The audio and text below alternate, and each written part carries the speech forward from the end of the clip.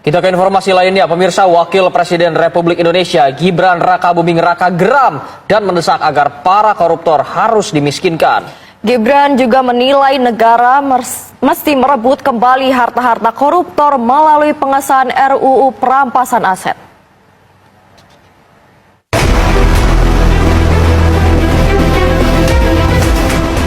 Di tengah tak kunjung dimulai proses pembahasan rancangan undang-undang perampasan aset di DPR, lewat akun media sosial resminya, Wakil Presiden Gibran Rakabuming Raka menekankan bahwa selama ini pengembalian aset hasil korupsi masih sangat kecil dibandingkan total kerugian negara. Gibran mengungkapkan jika pengesahan rancangan undang-undang perampasan aset sangat mendesak untuk menjerat para koruptor. Dalam kontennya, Gibran menilai korupsi merupakan hambatan besar kemajuan pembangunan, apalagi korupsi sebagai kejahatan luar biasa yang punya dampak luas. Wakil Presiden RI Gibran Rakabuming Raka mendesak agar para koruptor harus dimiskinkan.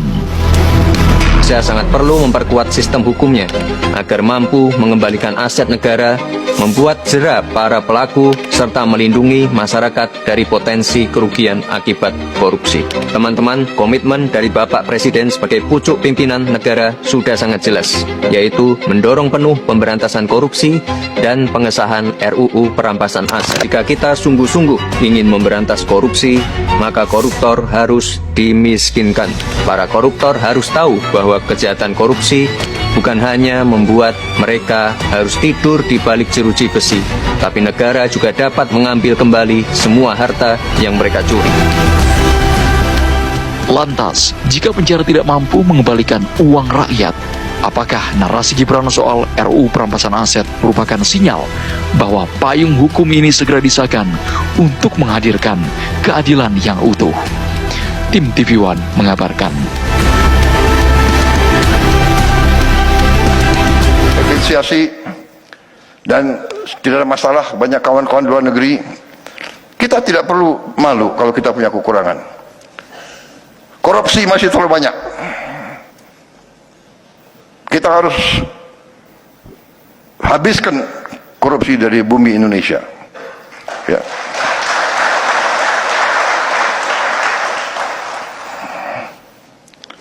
Segala kebocoran, segala penyelewengan, segala manipulasi, ya, semua tingkatan kita harus bersihkan. Ya, kita harus ada the new Indonesia. The new Indonesia harus tidak boleh ada korupsi. Ya, saya bertekad patuhi hukum, tidak ada kompromi. Kita harus tegakkan hukum dengan baik, tapi tidak boleh ada miscarriage of justice. Tidak boleh hukum dipakai alat untuk mengerjain lawan politik. Tidak boleh.